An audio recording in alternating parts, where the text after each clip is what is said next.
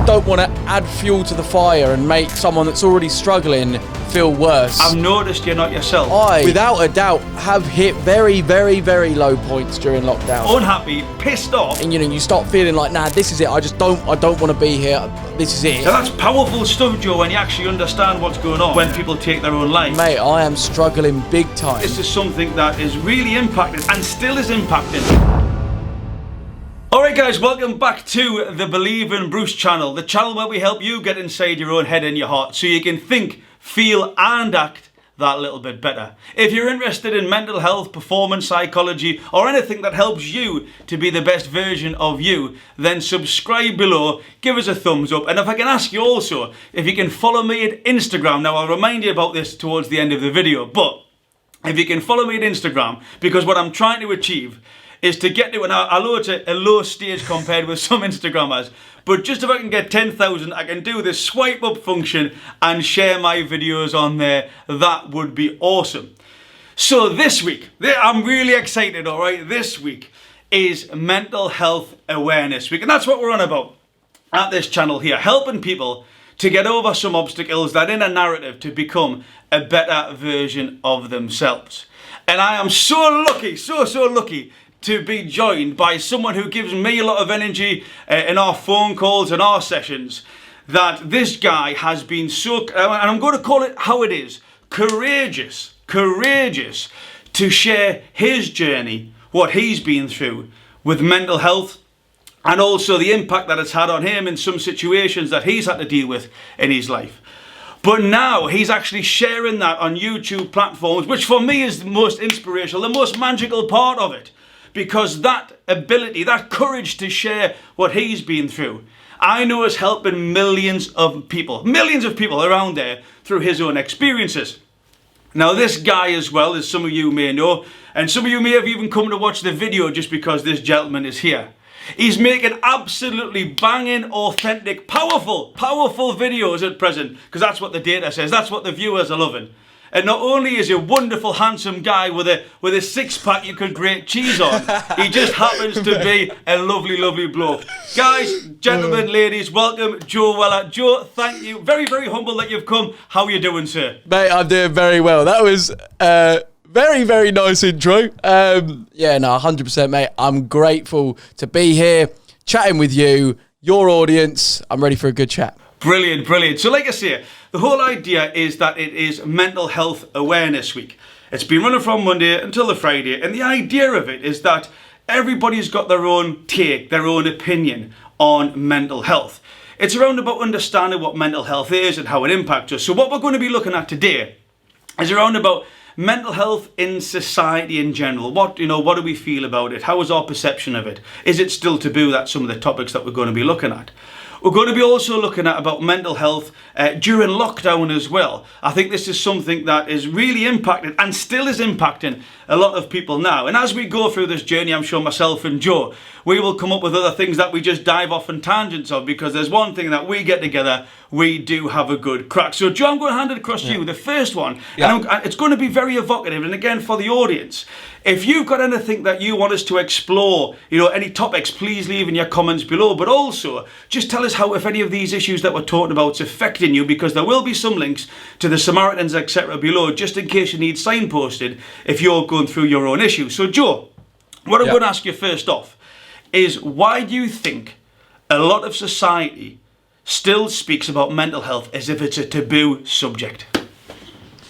Honestly, mate, I think it's because where it is such a touchy subject, like people don't want to add fuel to the fire and make someone that's already struggling feel worse. So a lot of the time it's, I'll stay out of that. I don't want to, I don't quite understand. So therefore I don't want to say the wrong thing. Honestly, like I've got people that I work with that are very close to me that throughout the whole time that I've come out and said about my mental health struggles, have never really said anything, and people that you'd expect may be like, okay, Joe, how can I help? Are you okay? Is there anything we can do to contribute to you maybe feeling better? And, a lot of the time they won't say anything. It's only really my close friends and family that I've truly been able to have the conversations with because they know me. So that's sort of the main reason. I think people don't want to make it worse, but as well, they don't quite understand because everyone is different. Like, there's, you may be going through an issue that's completely different to me, and how's Joe Bloggs over there meant to know how to talk to you, how to talk to me, if he's never actually gone through a mental health issue himself? So the easiest thing for him to do is to go, okay, yeah, I'm just not going to even touch on that subject. I'm not going to ask how Bruce is. I'm not going to ask how Joe is, just to almost save my own back. That's what I think. Okay, and so following that forward then, what do you think that there's maybe an issue which can actually drive mental health? It's that narrative that you play in your head. Like, you even actually stops you having the conversation with Joe. It's like you have this, almost argument inside your head about, well, I can't do it, or I will feel uncomfortable, or I don't know how to do it, so I will just not do it. Yeah, that's literally it. It's, the stories we play in our head are so powerful. Before you've even done anything, a lot of the time, you'll have made up in your mind what you think is going to happen. And like you say a lot, the self-preservation, that's probably what that is. You want to cover your own back to make sure you don't do a wrong move. So you try and calculate beforehand, to make sure that you do the right thing. And often, say if I heard that you had a problem and I didn't know anything really about that issue and I didn't know why you may be feeling like that, there's a chance that I may say the wrong thing. So what could my brain do? Just say, what, mate, leave him, let him recover. He probably needs time. He probably needs to just get over it to himself. Whereas you may secretly be desperately needing a solid conversation, some solid advice from someone with maybe a clearer mind, that's not necessarily feeling quite erratic and emotionally distressed. So yeah, it's a very tricky one. And I think when you talk about that sort of inner voice that people play out, that inner voice can be our biggest critic. I've got a hoodie that I've got on, that the toughest opponent you'll ever meet is the voice inside your head. You can go around the world and you'll probably never meet a biggest critic of your own abilities, of your own potential, than that voice that just nags inside of your head. And I do think that potentially is where we start to maybe see conversations that could have happened, they just didn't happen. They weren't presented because people actually talked themselves out of it before that occurred. And I know a lot of stuff is when people talk about, there's a thing called mental health first aiders out there at the moment. So for years there's been physical first aiders, but now there's what's called mental health first aiders. And still society is evolving, because when I work with these global corporate organisations who are putting mental health first aiders in place, it's a little bit like saying, actually, all right, so I saw Joe today, and I know what Joe's emotional baseline is. He's a happy-go-lucky, gregarious character, he's driven, he knows where he's going. But today, Joe showed up a little bit different. He wasn't himself. He didn't seem to have that usual energy, or that, there was just something different about Joe today. So I'll go across to him, and I'll actually have the chat. Now, one of the issues with that from a mental health perspective, so we talk about on this channel the sort of thinking, feeling and acting. When you're seeing Joe Weller who's not turning up the best version of him, that means Joe has already been through some type of stressful process, some type of unhelpful thoughts, because the act is the very last thing. That's what presents itself. It's the thoughts and feelings that when they go on, they impact the best or not so best version of us turning up. And again, I think it's like when you look at boxing, obviously, Joe, you've had some experience of this. Let's actually take the fight game as an example, where maybe he's talking about getting psychological help or any type of coaching is probably more taboo than any sports field that I'm aware of at this present moment. So and we've had the chats about let's just take boxing or MMA. People will gladly offer the fact that they've got a strength and conditioning coach, they've got a nutritionist, they've got a striking coach, whatever it may be. But get them to try and offer, if they have even seeked out the help of a professional to help them with the head, to optimise the performance of what's going on in here. It's a bit quiet, Joe. It's rare that you ever get anybody saying as freely, and I want to be specific here, as freely as they're saying I've got a strength and conditioning coach, oh yeah, I'm working with a sports psychologist. Again, and we had an example with Conor McGregor. So Conor McGregor in the Cerrone fight, he's obviously been through some trials and tribulations. He's had his own issues going on because Conor McGregor is human like the rest of us. But when you actually bring it in here, he talked about all the training he was doing, and then Tony Robbins did come into the octagon with him. But when he was asked in an interview, he went, oh yeah, he's sort of been helping me. And then he just continued to talk about something else. And it was interesting because he had been talking about his training, how his diet and nutrition had changed from the Khabib fight. He had, an overhaul, and he went into some great detail.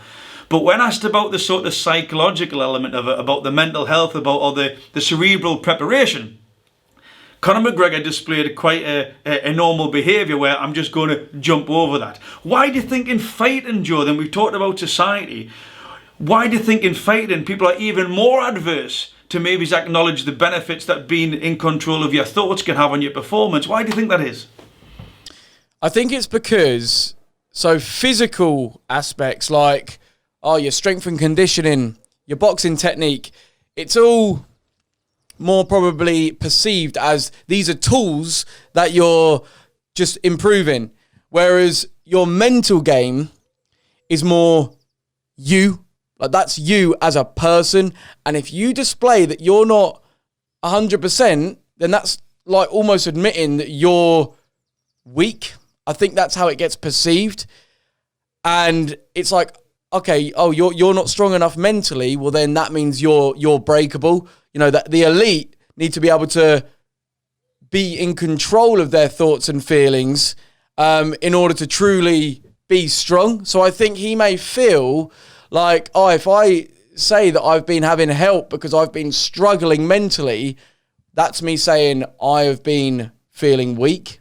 And that's not, he will not want an opponent to know that. Mm-hmm. But then you sort of look at it. So when I try to, when I'm coaching my athletes around this, and I do coach some boxers, is that you've got the fact that remember, we all need to improve. That's the purpose of a training camp. That's what we're doing. Yeah. So everybody goes for their runs because they want to, be a better runner. They want to improve their cardiovascular system.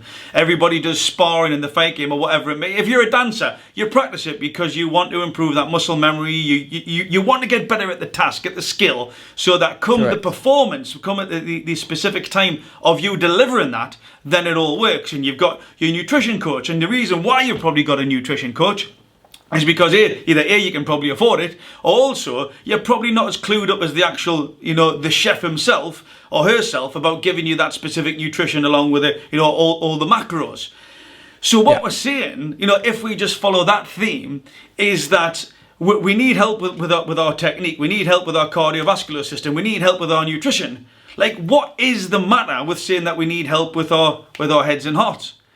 So that is what that's what I'd say. People that are switched on will their perspective on mental training and having a sports psychologist, for example, is actually very, very beneficial and something to be proud of. Because saying, look, I am struggling in this area, I need some help with this, that takes balls, that takes strength, that takes being able to admit that. And not being stubborn and just saying, I'm strong, I've got it all covered. No, that's someone that's in denial. If you've got an issue that you need to address, represent it, do it. And the mental training is no different. So that's where I feel, through us working together, that I've leveled up. Because I've sort of, my perspective on the whole mental game has improved massively. I now see what me and you do as such a weapon in my force in life. It's like I have these calls and chats with you on a weekly basis, and I'm improving on my mental game, and the physical results as well as the mental results have been amazing. I'm making more videos, I've made music, I'm doing podcasts, me and KSI have resolved everything. I've made so much progress, and it's since working on my mental capabilities. So yeah. And I think that's interesting because a lot of people come to somebody like me, Joe, when Yeah. they are in need of help. Yeah, so they've acknowledged, or someone's helped them to have a certain awareness that they may need some assistance to move forward, to be, to optimize their own potential. But there's also the other side of mental awareness and mental training, being in control of your thoughts and feelings, is that when you're good, you should still try to optimize the way your mind works and be more in control of it. So it's a bit like when people go to the gym or when they run. You're always trying to beat times. You're always trying to, get better at that certain aspect. Is then people, don't go to the gym just to get half decent in shape and then they never go back again. It tends to be that people who like going to the gym will go to the gym. And a lot of, high performing athletes, etc., is and they do it on a daily basis. That's why they're high performing in regards to their physical activities. So again, it's maybe trying to help society educators that don't just focus on the mental aspect when you need help. Focus on when you are the best version of yourself, where you want to become a better version of yourself. I think because that's a huge opportunity that people meet and, people miss. Because when you are the best version of yourself, that's a really good time to improve yourself as well. You haven't got the fear, you haven't got the sort of fight or flight syndrome going on. You're just more available because you're not under stress, Joe. That would be, sort of my offering. 100%. Like, I was actually having this exact conversation with my sister yesterday. We need to normalize the idea of speaking with an expert in the mental health field. Because, my sister, she's not necessarily struggled with mental health issues.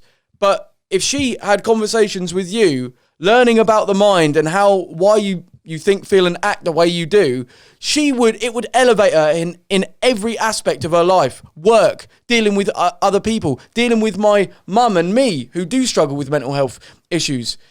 And that's what I'm saying, like, anyone can benefit through working on their mental health game, whether they're in a good space or in a low space. So yeah, you're definitely right on that. And I think one of the issues is that maybe people don't work on it enough because we don't see or physically see the output. Like if you go to the gym, and we talked about this, Joe, about, you'll sort of work on your biceps and you can see if you've got the correct nutrition and you're doing the correct training because your arms will grow, or if you're doing some running, you may lose some fat, or, your legs will get stronger, whatever. This is for male, obviously males and females. But with the mind, because you don't see it, maybe that's a blocker. Like, what benefits am I getting from it? What is the purpose of me putting this effort in? But actually, the feeling that you get from it and how it impacts your life. If people were to take that step, then they'd see the positivity because, this is, I'm doing this, but this is the reason why I'm doing it, if that makes sense, any Joe, to become aware of the positives around it. Yeah, definitely. I mean, it's like the thing of being, when you get in shape, it's not like you get in shape, you do your 8-week program and then you stop because you'll revert back. It's once you are in that good condition, you have to keep it up. And the trouble is you can see if you make progress or lose progress, or if you need to chop and change your diet.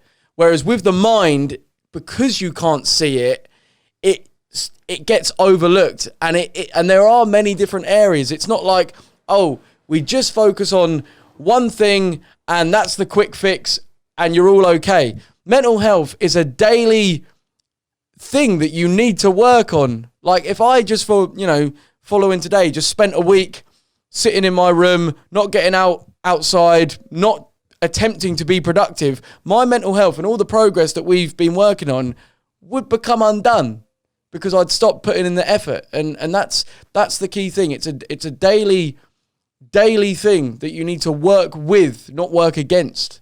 I agree, and I think that daily habituation of actually even just reminding yourself about the stuff that you have done, and and getting better at those sort of core fundamental skills. Now, when we come into this area of lockdown, so effectively people have had a lot more time, let's just say in theory, to do certain things that they may not have had time to do before. Like, let's say pre-lockdown, But on mental health, and again, I'm just interested in your opinion, what do you think the impact has been of lockdown on mental health, Joe? I think for a lot of people, it has been very, very challenging because, you know, you think back to caveman times, we're not designed to sit inside one building and not experience other people, other places, different activities. Like, we are fundamentally designed to do all of those things, to be human, right? It makes us human. So going against all of those, I mean, if you're not aware of it and not aware that the reason why you may be feeling down, depressed, anxious is because you're not doing those fundamental human things, then it can become very confusing. And a lot of people are probably losing their mind at the fact that they're so confused as to why they're spiraling down during lockdown. But I do believe that those people that are, you know, watching this right now, sort of aware of maybe why they may be feeling the way they are, and learning how they can adapt during lockdown to make it work for them instead of against them. I think, yeah, those people are realising that it is possible in lockdown to control your mental health and be on top of it still. And I think I would agree with everything that you've said there. And to add to that, I would say maybe is one helpful or beneficial way to look at the impact of that lockdown is having on us is the fact that, you know, on days we are going to feel shit. Oh, absolutely. Yeah. You're going to get up in the morning and just say, you know, I cannot be arsed with what's going on. Yeah. And it's always interesting is when I have these conversations with some of my clients, and I say, you know what, some days I just get up and I'm in a foul mood, and I have been, you know, during lockdown. Yeah. And they say, you know, Bruce, I was going to say believingbruce. They say, Bruce, but, you know, you're this motivational guy. You've got your shit sorted. You help people all over the world. But, you know, because I'm human. Now, one of the benefits of accepting you're going to have lows as well as highs is that when it happens, you're expecting it. You embrace it because it's going to happen. So I know that I don't try to fight when I feel low. And oh my God, I've been demotivated during lockdown. Like I say, the lack of, you know, social contact or just meeting with other humans in the way that I've done since I was born. You know, that has really impacted me. And some days I'm absolutely just like frustrated with life in general. But when I'm down there, I embrace it. I say, yeah, you know, no, Bruce, be pissed off, be angry, be frustrated. Because instead of trying to fight it, which is where you can get in this recursive loop and start saying unhelpful things like, Joy, I shouldn't be feeling like this. There's like, you know, I'm weak, or I should be happy, I've still got my health, etc., etc. That doesn't really help you, because as a human, you're just allowed to be unhappy, pissed off, as you ought to be optimistic and excited. That's one of the things that really helps me balance my own mental health, is that when it happens, I embrace it just like when I'm happy. But then once I'm there and I feel it, I then start to utilize some of the tools that I've shared with you and the rest of the clients to actually feel it, but then start to bring myself back up. So it's not that I never go down, it's that I do go down, but because I'm aware of my mental capabilities and how I work as a person, and I embrace that rather than fighting that, it's the amount of time that I do spend down is limited compared to if I didn't know how to get myself back up, or I was trying to fight against it, Joe, if that makes sense. But about you in particular, how has that impacted you, Joe, during lockdown? Massively. Like, you know, I think where people hear me and you talk in such a motivational way about mental health, it's easy to think, oh, they're just completely fine all the time. But I, without a doubt, have hit very, very, very low points during lockdown. You know, when I can't think of a video idea, when I can't seem to feel motivated, I don't want to go out in the gym and do my exercise that I want to do on a daily basis.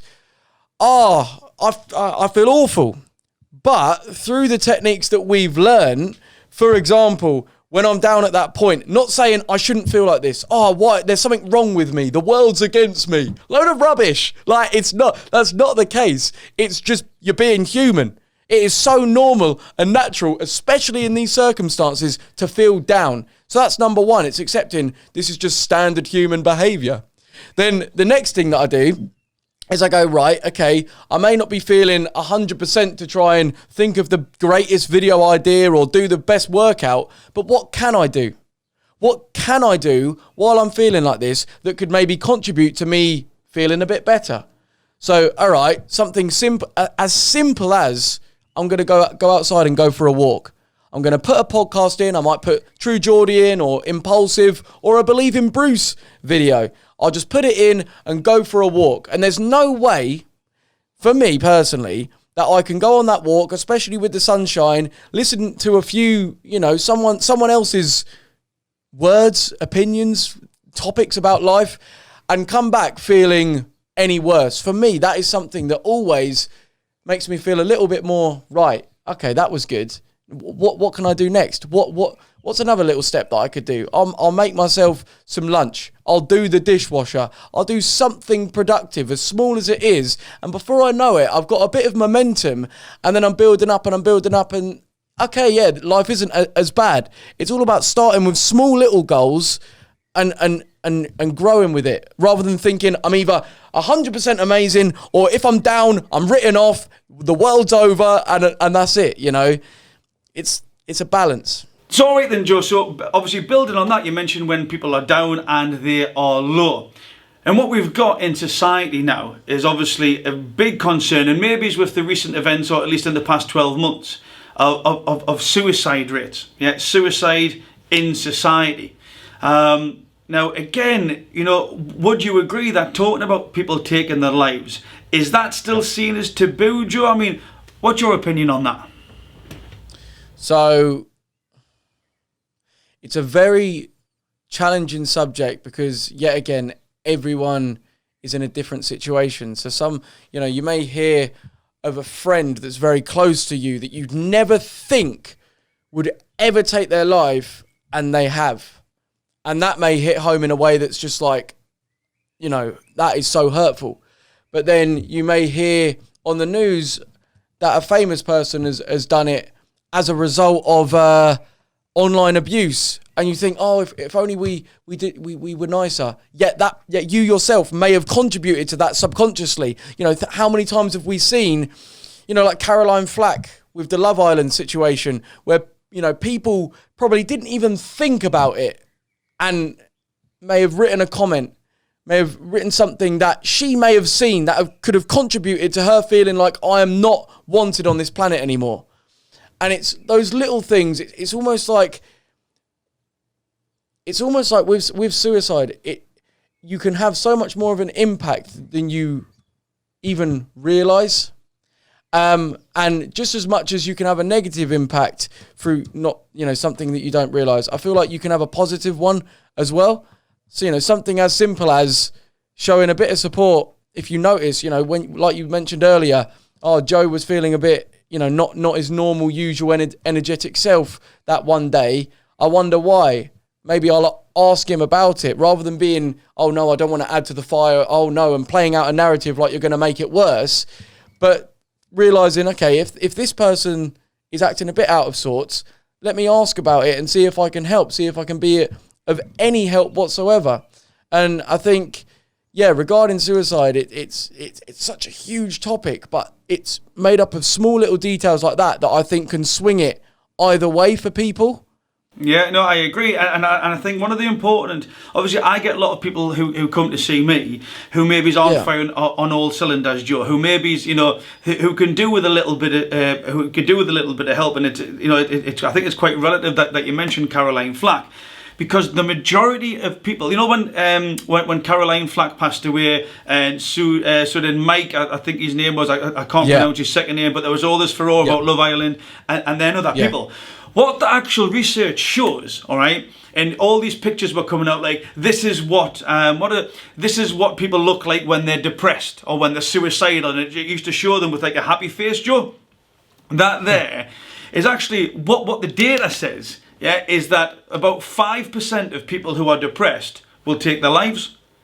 So it's not necessarily a huge link between people who are depressed and then people who take their own lives. Yet this is what we have been conditioned to, or this is what we actually believe. It's something around about, the sort of 40-odd% is a genetic disposition, and 50-odd% is environmental factors. Like those two seem to be the sort of biggest areas where they've looked at and say, okay, we know that we've got depression, but actually out of the big bag, that counts for 5%. But actually, if we put that to the side and put everybody in the pot, the two main drivers that are coming out that we can actually see from the data are maybe genetic factors and then environmental factors. So if you've got someone who is a genetic disposition to maybe feel in that moment that their life's not worth living, coupled with some things that have happened, such as cancel culture or anything like that, is that these people are maybe more susceptible to it, if that makes sense, Joe. So when you see people like Caroline Flack, yes, they're in the public eye. Yes, they will get certain comments, both positive and negative. And I don't know if you can ever get away from the fact, because being in the public eye means that you have got people watching you. That means people will comment upon you, etc. So I think it's a recursive loop that we're never going to get rid of. The fact that if you're famous, people talk about you, because that's the whole idea. You know, that's why you're famous, because many people know you.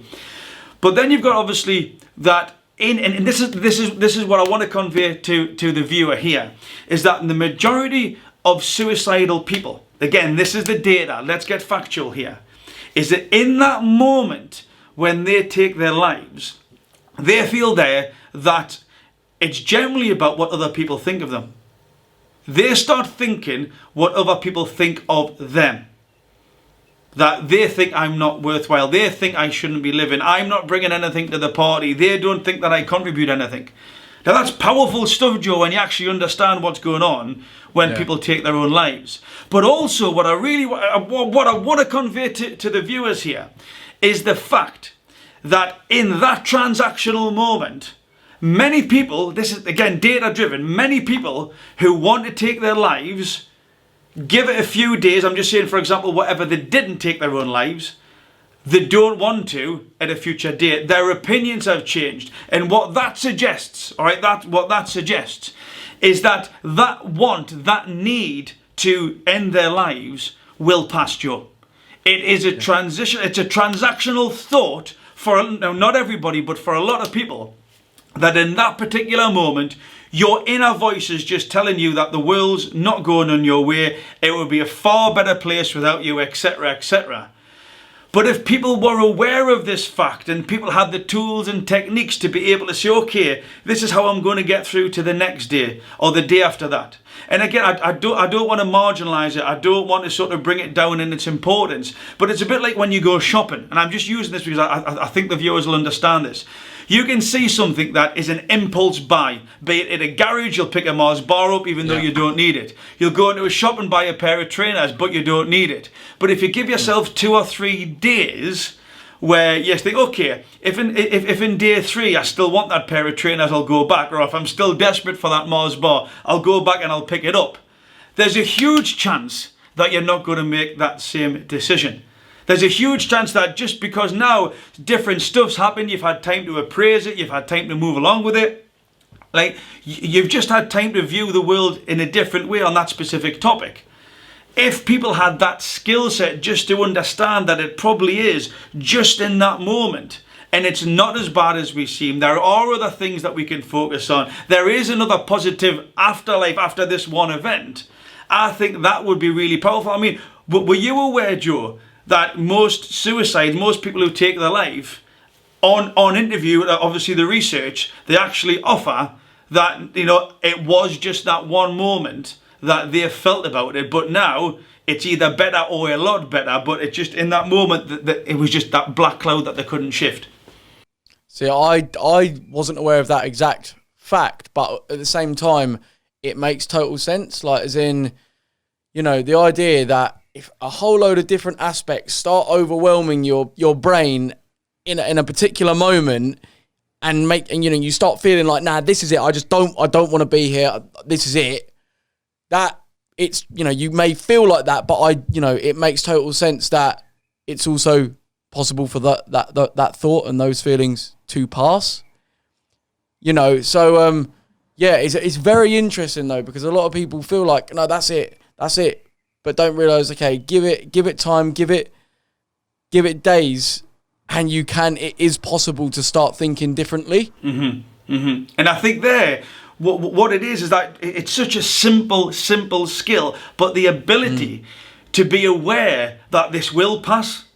It's, you know, I know, just like I get annoyed and pissed off and everything that I've just said before there, but I know it will pass.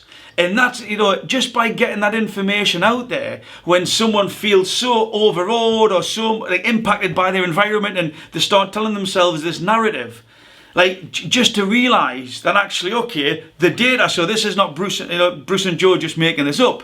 The data says that the majority of people who feel exactly like me, so A, you're not alone, and B, you won't be the first person to feel that, you won't be the last person to feel that. It's going to be people before and people after. But in the main, and I'm going to be specific, in the main, it is like transactional. It's just in that particular moment.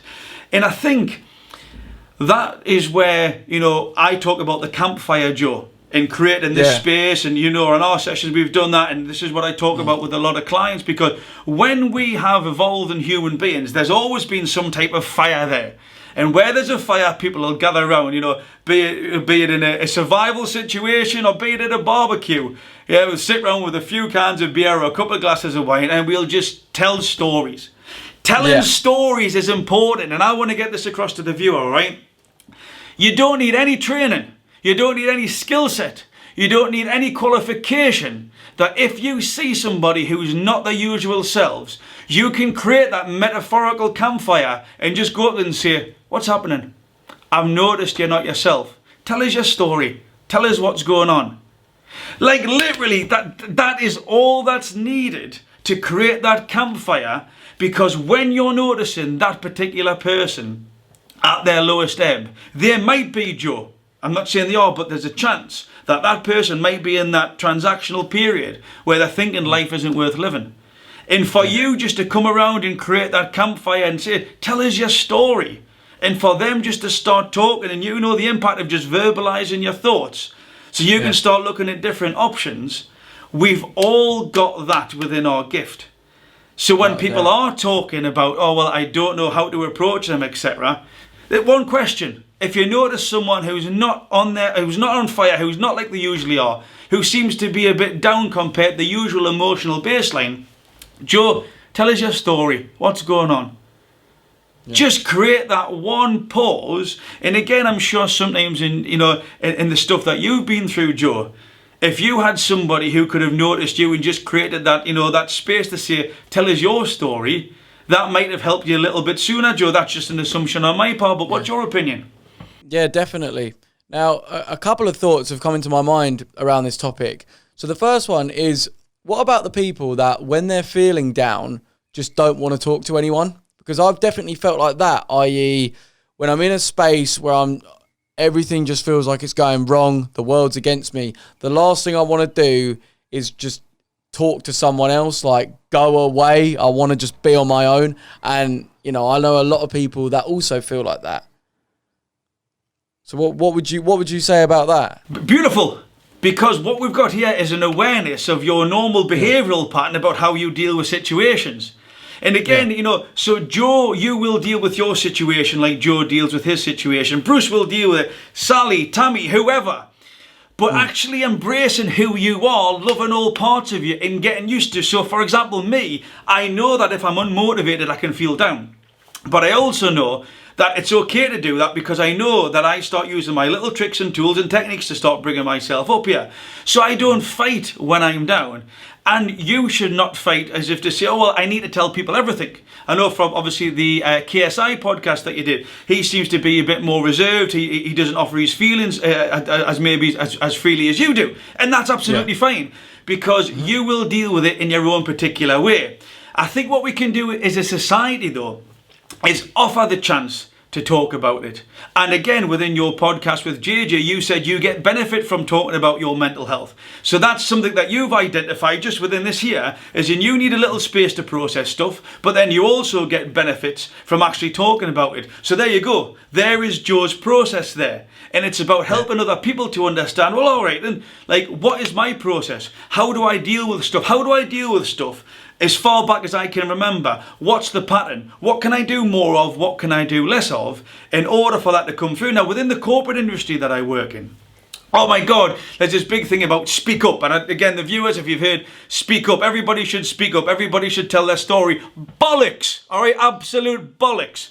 And I'm going to say this, and again, I know a lot of my corporate clients here actually agree with my philosophy, as in, speak up if you want to speak up, Joe. Tell your story if it's going to be helpful to you. Yeah, just like when people come in, and I remember one of the organisations I was helping, open plan office space. Oh, we're funky, we're cool, everybody loves open plan. No, bollocks, I don't. I hate it. I like talking to people if I want to talk to people, but I also like the quiet, the space where I can actually just come and focus and, you know, concentrate on the task. So that's it. It's about getting in tune with you. It's about getting in tune with your own personality. It's about embracing all the bits about you so you can develop and accept more of who you are, so you can use that as almost a strategic template moving forward to how you're going to deal with your mental health. It's literally it's like realising what actually works for you, because that's why I said what I said to KSI. You know, everyone says, oh, if you've got an issue, talk about it. You have to talk to someone. But what may actually work for me as an individual is not necessarily going just shouting it from the rooftops and telling everyone, but go into a quiet space and doing, you know, everyone's different. And the key thing is realising and working out what does work for you, in a sense of helping you to improve and feel better. I think that is the key thing, because we're all different. Yeah, and that's it. Is that one of my philosophies on the work that I do? It's about stop comparing yourself to the person on the left and the person on the right. Like, get to know you. How you behave, how you react, how you think and feel, and all this type of stuff. It's like, embrace it. Absolutely embrace it. Like, I know technology. I'm not into technology, I'm not into spreadsheets, but I am into people. And I'm so good with people, there's a gap across here. But what I don't do is I don't frustrate myself. I think, oh, I should be brilliant at everything. I should be good, or as good with spreadsheets as Tommy is. I don't know who Tommy is, but he's getting referred to a lot here. But what I do is I accept that. And if I need somebody who's really good with numbers, I'll bring somebody into the team, because I'm aware of myself, Joe. I'm happy with myself. And I think what maybe is an idea, if you're up for it, is that obviously me and you have been doing some coaching backwards and forwards, helping you with how you think, feel and act as well. Yeah. And we've done the video, Theo shared some of his feelings, very courageous of Theo as well, and the feedback was absolutely phenomenal. Would you be up for doing a video where you and I can go through the journey that we've been on, and maybe help people to understand how you identified some of your core behaviours and your thinking and feeling, but then also some of the tools and techniques? So I know it's confidential, but hopefully you'll be up for sharing it, so people can understand a little bit more about, this is what Bruce and Joe are talking about, and maybe they can apply some of the tools and techniques to them. Joe, would you be up for that? Definitely. I think that would actually be so beneficial, in the sense of people actually seeing my genuine journey. So, you know, it's all good saying, oh yeah, you should do this, you should do that. Yeah, this is great advice. But to actually step by step go through what when I first called you up and first told you, mate, I am struggling big time, you know, to go from there and go through the step by step to how I've improved and now got to a point where I'm performing at my top level. I think that would be really beneficial. So yeah, great idea. Brilliant. Well, you've heard this. Joe Weller has confirmed he can't back out now. This is going on my channel, so I'm definitely not going to delete the video on this one, and we'll probably do that video on Joe's. I think that would be awesome for you as the viewer to share someone like Joe's life, to say, actually, Joe Weller's a human being. He's got a head, he's got a heart. And this is the journey that Joe's been through. And I'm sure that, and in fact, I know, I'm going to put it out there, I know that a lot of the techniques and the tools and the mental tricks that we've used with Joe to help him move from where he was to where he wants to be will definitely benefit you. So Joe, I am just going to wrap this up now. I think that there leads us nicely into this next video that we've just decided to do there. Is there anything else that you would like to say before we finish, Joe? Overall, I just think, look, videos like this, mate, are so good. I got into watching your videos through listening to you talk, learning about how the mind works. So viewers, keep watching Believing Bruce. He's a great man. He's helped me so much. So yeah, that's what I want to say. Brilliant. So okay, first of all and lastly, thank you very much to Joe for coming along. Joe, you've added so much to the channel, but also thank you for the viewers as well. You know, it's important, that's what I started this out for, to try and help people be the best version of themselves. Fantastic that we've got someone like Joe who comes onto this channel and who further is prepared to offer more of his personal story to help him, but also to help you. If I can ask you again, if you've enjoyed this, if you're interested in psychology, etc., subscribe to the channel. But also, if you can go to my Instagram now and just give me a follow, tell us that you've been here, and again, help me to get that swipe up function. I would really appreciate that. So me and Joe on the next video, going to give some tools and techniques. Hope you've enjoyed it, but more importantly, believe in Bruce. Remember to be kind to yourselves and each other.